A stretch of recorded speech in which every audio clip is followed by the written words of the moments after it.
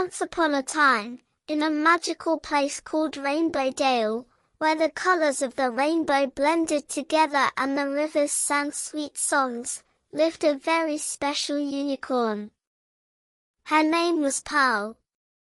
Pearl's coat was as white as snowflakes, and her manner was as golden as the morning sun. But what made Pearl truly special was the crystal horn right in the middle of her forehead. Whenever Pearl was happy or helped someone, this horn would glow with a soft, warm light. One Tuesday morning, Pearl woke up early.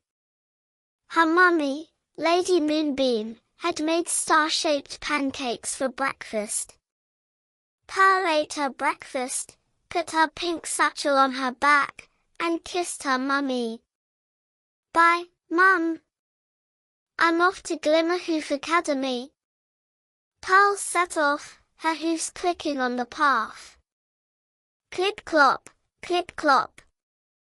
To get to school, she had to pass through the Whispering Woods, a forest full of big, old, and magnificent trees. Pearl usually loved this forest. Birds would chirp, and squirrels would play hide-and-seek in the branches. Something strange in the woods.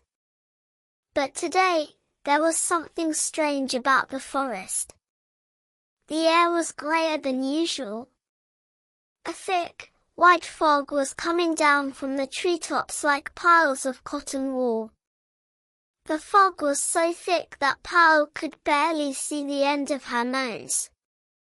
The flowers had closed their petals, and the wind was whispering, whoosh, whoosh. Pearl slowed down. She said to herself.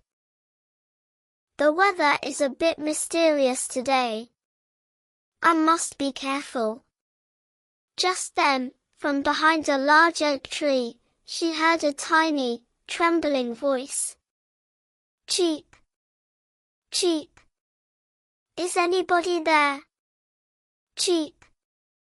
Pearl pricked up her ears. That wasn't a happy bird song. That was the sound of a sad and frightened bird. Pearl looked carefully through the mist. Sheltering under a large oak leaf, she saw a tiny bird with bright blue feathers. This was Bluebell. Bluebell's problem. Bluebell was so small she could fit in the palm of a hand. Her blue feathers were fluffed up with cold and fear. Pearl bent down and asked in her gentlest voice, "Hello, little bird. Why are you shivering here all alone?" Bluebell relaxed a little when she saw Pearl, but she was still sniffing. "Hello," said Bluebell. "My name is Bluebell. Today is my first day at Treetop School. My mummy told me the way but I got lost in this fog. I don't know which way to fly. Everything is white." A tiny tear rolled down Bluebell's eye. What if I'm late for school? What if my teacher, Mrs. Flutter, gets cross with me? Pearl's heart warmed when she felt Bluebell's sadness. She wanted to help her so much that she felt a tickle inside.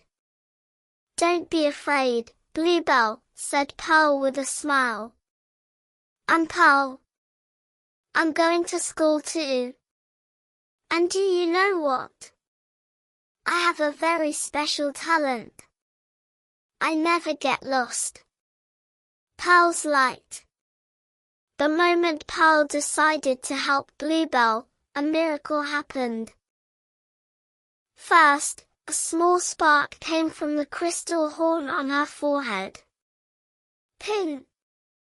Then, this spark grew and grew, and began to spread a honey-colored, warm, bright light.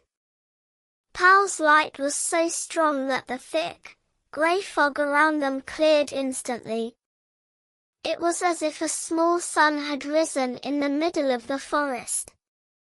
Bluebell opened her beak in amazement. Wow! Pow, you are like a lighthouse. Pow laughed. This is my heart light, Bluebell. It shines whenever I help someone. Come on, hop on my satchel. I will take you to your school. Bluebell flapped her wings and landed on Pow's soft satchel. She felt safe. The tricky journey. They started walking together. The fog was still very thick, but Pow's light illuminated the path ahead. After a while, they came to Babbling Brook. The stones across the brook were wet and slippery from the mist. Bluebell said fearfully, Pow, be careful. You might fall. Pow stopped. She shone the light of her horn onto the stones. Don't worry, Bluebell, she said. Thanks to my light, I can see which stones are steady. Look, you won't step on that mossy one. Pow hopped over the stones gracefully, like a ballerina. Hop, hop, hop. They crossed to the other side safely. A little further on, rustling sounds came from the bushes. Rustle, rustle. Bluebell hid inside the satchel. What is that? Is it a monster? Pow turned her light in that direction. Out of the bushes, looking with sleepy eyes, came a striped badger. It was the forest postman, Mr. Bramble. Oh, my eyes, said Mr. Bramble, covering his eyes with his paw. What is that bright light? Pow said gently, Good morning, Mr. Bramble. We are lighting up the fog. I need to get Bluebell to school. Mr. Bramble yawned. Ah, how kind of you, Pow. Be careful as you go. Turn right past the old willow tree up ahead. The school is there. Thank you, shouted Pow and continued on her way. Arrival at school. The journey was long, and the fog didn't lift. But Pow didn't get tired at all. She hummed cheerful songs to Bluebell along the way. Finally, just as Mr. Bramble said, they passed the old willow. Pow lifted her head a little higher. The light illuminated tree houses high up in a tall tree. Colorful bunting hung from the branches, and tiny birds were chirping and flying about. Bluebell shouted with joy, That's it! Treetop School! We found my school! Pow stood under the tree. Bluebell took off from the satchel and flew in a circle, landing on Pow's nose, not her horn, her nose. Bluebell said, Thank you, Pow. If it weren't for you, I would never have found my way in that fog.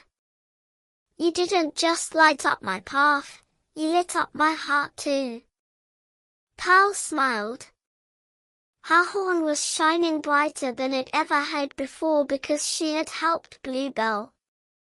Almost the whole forest was lit up. You are welcome, Bluebell.